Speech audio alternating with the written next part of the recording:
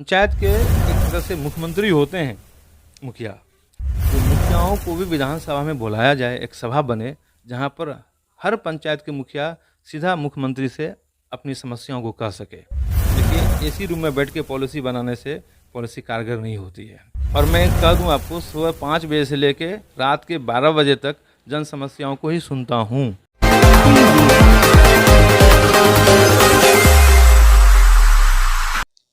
नमस्कार, आकाशवाणी न्यूज के खास कार्यक्रम कितना हुआ गांव का विकास में आप सभी का स्वागत है और मैं हूं आपके साथ आशीष कुमार सिंह। बीते वर्ष पंचायत चुनाव में बिहार के विभिन्न पंचायतों में नए नए चेहरे देखने को मिले। पंचायत के विभिन्न पदों के लिए नए नए चेहरों ने शपथ ग्रहण लिया। वहीं पंचायत में विकास की क्या है रफ्तार, जानने के लिए हम पहुंच गए हैं छातापुर प्रखंड के कटहरा पंचायत में और हमारे साथ बात करने के लिए मौजूद हैं कटहरा पंचायत के मुखिया साबिर कौसर। सर, बहुत बहुत स्वागत है आपका। आपका भी बहुत बहुत स्वागत। सर, मेरा पहला सवाल, कितना हुआ है पंचायत का विकास? आशीष जी, अगर विकास की जहाँ तक बात है, विकास करने ही के लिए जनता ने हमको चुना है और विकास करने के लिए ही हम यहाँ हैं। लेकिन कुछ चुनौतियाँ हैं, उस चुनौतियों को हम लोग फेस कर रहे हैं। तो मैं अपनी तरफ से भरपूर कोशिश कर रहा हूँ। जो जनता ने जिस उम्मीद से मुझे यहाँ तक पहुँचाया है, हम उसके उम्मीदों पर खरा उतरूँ। सर, 6 मंथ बीत चुका है शपथ ग्रहण लिए हुए। आपने अभी चुनौती की बात की, तो क्या क्या चुनौतियां सामने आ रही है और उसके समाधान के लिए और पंचायत के विकास के लिए आपकी रणनीति क्या तैयार हो रही है? आशीष जी, बहुत ही अच्छा सवाल है आपका। चुनौतियाँ तो हैं। पंचायत में जो आवंट पैसा होना चाहिए वो नहीं था। 22-23 की जो राशि हमें मिलनी थी वो अब तक आई नहीं है। केंद्र सरकार जो राशि देती है पंचायत को, हर पंचायत को, तो वो राशि अभी आई नहीं है। 21-22 की कुछ राशियाँ थी, जिस राशियों को मैंने कुछ जैसे पेवर ब्लॉक का काम कर दिया, एक स्कूल के अंदर में पेवरिंग का काम कर दिया, एक नाला का निर्माण मैंने कर दिया और एक छठ घाट का निर्माण हम लोग वार्ड नंबर 8 में करने जा रहे हैं। उसका सारा प्रक्रिया हो चुका है, काम भी रफ्तार में है। तो चूँकि हम प्रतिनिधि हैं तो सरकार मुझे पैसा देगी तभी तो हमको योजना को कर पाएंगे।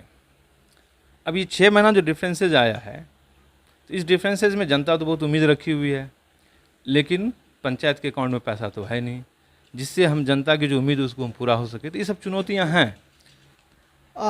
पंचायत का जो आपका कर्मचारी है उसका कितना सहयोग मिल पा रहा है इन सारी कार्यों को करने के लिए? देखिए, मैं सच बोल रहा हूँ और जो फैक्ट है वो मैं आपको बोल रहा हूँ। आप ये जानते भी हैं, जो हम राजनेता कम हैं और समाज सेवा ज़्यादा है, समाज सेवी हम ज़्यादा हैं। ब्लॉक स्तर पर सबसे अच्छे पदाधिकारी हमको मिले हैं, जैसे हमारे प्रखंड विकास पदाधिकारी रितेश कुमार सिंह जी हर एतबार से बहुत बेहतर हैं, बहुत कोऑपरेटिव है। कहीं भी कोई भी असुविधा होती है, मैं जब भी फ़ोन करता हूँ वो रिसीव करते हैं और जो चीज़ मैं जानकारी लेना चाहता हूँ अपने तौर पर बेहतरीन जानकारी देते हैं। और जब भी मैं मिलने का प्रयास किया वो समय दे के मिलते हैं और हमको लगता है जो प्रखंड स्तर पर एक बहुत अच्छे पदाधिकारी वो हैं। अब आ जाइए, बीपीआरओ सर भी अच्छे हैं, वो भी बहुत कोऑपरेटिव हैं। एक दूसरा योजना मनरेगा के तहत होता है, तो मनरेगा योजना को सरकार दिन ब दिन बहुत कॉम्प्लिकेटेड करते जा रही है और हम लोग आए तो इस मतलब और कॉम्प्लिकेटेड है। थोड़ा योजनाओं को ज़मीन पर लाने में, क्रियान्वयन करने में थोड़ा असुविधाएं तो हो रही है, लेकिन सरकार की जो मंशा है वो तो करना ही पड़ेगा। तो मनरेगा के जो परियोजना पदाधिकारी हैं कौशल राय जी, वो भी स्वभाव से और कार्य से बहुत अच्छे हैं। उनके स्तर से बहुत हमें हेल्प मिलता है, मदद मिलती है। सर, हम बात कर रहे थे पंचायत स्तर पे आपके साथ काम करने वाले जो भी कर्मचारी हैं उनका कितना सहयोग मिल रहा है आपको? देखिए, पंचायत स्तर पर अब जैसे पंचायत सचिव पंचायत स्तर पर एक बड़े कर्मी होते हैं। अभी हालत ये है कि एक पंचायत सचिव के पास 7-8 पंचायत अलाउट हैं। अब इस स्थिति में वो कहाँ कहाँ जाएंगे, जबकि पंचायत सचिव को पंचायत में रहना चाहिए। जैसे हमारे यहाँ जैसा भी बना हो, सरकार भवन बना हुआ है, सरकार भवन की जांच मैंने लिखा भी था, जो उसकी गुणवत्ता, उसकी जो क्वालिटी जो बना है वो सही तौर पर नहीं बना हुआ है। तो फिर भी लेकिन सरकार ने भवन दिया है, जैसा भी हो। उसको देखना पड़ेगा। उस सरकार भवन में बैठने के लिए जो कर्मचारी हैं, पंचायत सचिव को बैठना चाहिए। हमारे कार्यपालक सहायक जो हैं वो रहती नहीं है यहाँ पर, ठीक है। वो जो टाइम देना चाहिए, सरकार ने जिस सोच से, जिस मंशा से सरकार भवन का निर्माण किया, हमको लगता है कर्मी की कमी की वजह से और कर्मी के सही दृष्टिकोण नहीं होने की वजह से असुविधाएं तो हैं। मुखिया जी, हम बात करेंगे कुछ जन समस्या की। जो शिक्षा, स्वास्थ्य और सड़क, ये 3 चीज़ बहुत ज़रूरी होता है एक पंचायत में, तो इसकी क्या स्थिति है आपके पंचायत की? इस सवाल के जवाब देने से पहले मैं एक बिंदु पर आना चाहता हूँ। जैसे जब मैं मुखिया नहीं था तो पिछले मरता आवास प्लस, देखिए प्रधानमंत्री आवास प्लस वो एक ऐसी योजना है जो हर घर को मिलनी चाहिए। चूँकि गांव में सब गरीब ही होते हैं,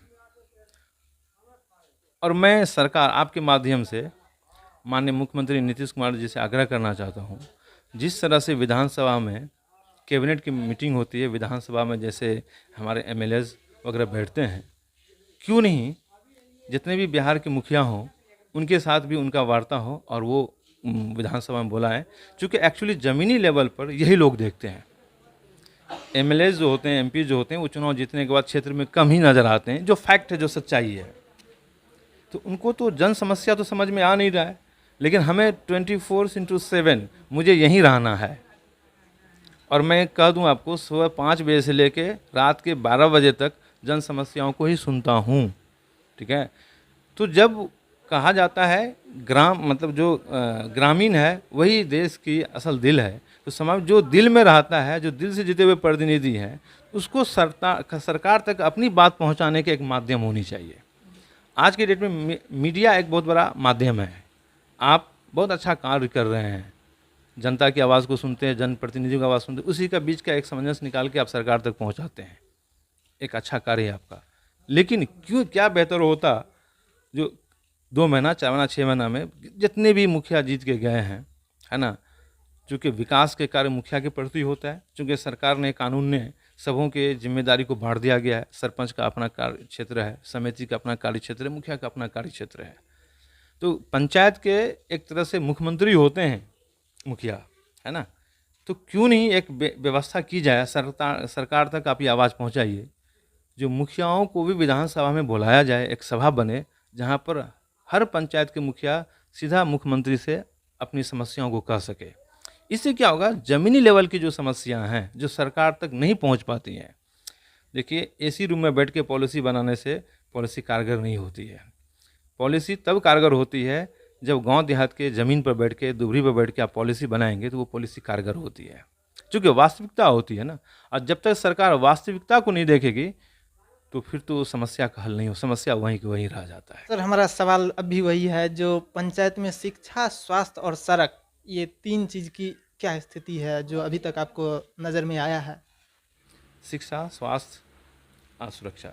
देखिए, शिक्षा तो मेरा फंडामेंटल राइट्स है, ये मेरा मौलिक अधिकार संविधान ने मुझे दिया है। तो जो हक हमें संविधान ने दिया है उस पर तो कॉम्प्रोमाइज़ नहीं किया जा सकता है ना, आशीष जी, है ना।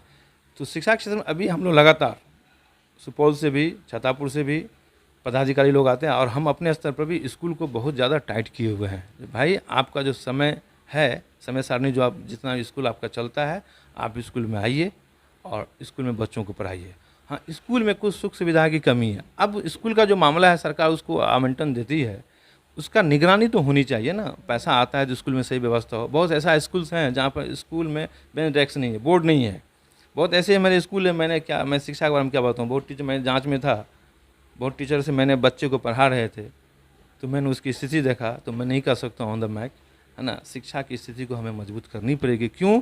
अगर आज हम अपने बच्चों को अच्छी शिक्षा नहीं दे पाएंगे तो कल स्वाभाविक सी बात है जब हम उसके भविष्य के साथ खिलवाड़ कर रहे हैं। लेकिन अपने तौर पर शिक्षा को बेहतर से बेहतर करने के लिए हमने मैं खुद चूँकि पटना में मेरा लाइफ ही शिक्षा जगत से जुड़ा हुआ है, इस हाथ ने बहुत डॉक्टर इंजीनियर बनाया है, तो मैं कोशिश करता हूँ कि गांव में भी उस तरह की हम एक परिभाषा लिख दूँ ताकि मेरे गांव के बच्चे यहीं पर बैठ के डॉक्टर इंजीनियर बन जाए। मैं उसकी व्यवस्था के लिए कोशिश करूँ, लेकिन इस सारे चीज़ों के लिए मेरी बातों को सुनने वाला को होनी चाहिए, है ना। इसकी कमी है, गैपिंग है। अब रहा स्वास्थ्य के बारे में, जैसे गांव देहात में लोग वर्क करते हैं, फिजिकल वर्क करते हैं, चाहे दाल भात जो भी मिलता है भरपेट खाते हैं, फिजिकल वर्क करते हैं, है। लेकिन ये जो इस सारी समस्याएं तो हैं, लेकिन उसको धीरे धीरे दुरुस्त करने के, चूँकि अभी मुझे 6 महीना बना है और मेरे जीवन के लिए एक नई रास्ता है ये, तो अपने तौर पर हम भरपूर कोशिश कर रहे हैं जो हम इन सब चीज़ों को बेहतर से बेहतर कर सकें, और मेरी प्रयास है। बहुत बहुत शुभकामनाएं आपको, और हमें समय देने के लिए आपका बहुत बहुत धन्यवाद। हमारे साथ थे अभी छातापुर प्रखंड के कटहरा पंचायत के मुखिया साबिर कौसर, जिन्होंने सारे सवालों का जवाब बेबाक अंदाज में दिए, और 6 मंथ बीत जाने के बाद उन्होंने पंचायत के लिए क्या क्या कार्य किए उनको बेहतर ढंग से बताया है, और उनकी आगे की रणनीति भी आपको साझा किए हैं। बहरहाल आप क्या सोचते हैं ये कमेंट बॉक्स में ज़रूर बताएं। इस खबर में फिलहाल इतना ही, और सारी खबरों को देखने के लिए बने रहिए आकाशवाणी न्यूज़ के साथ। सहयोगी सुमित के साथ आशीष कुमार सिंह। साई हॉस्पिटल, चुन्नी, Chhatapur, ward number 1, Supaul. Mobile number 7061509641 और 7042806778।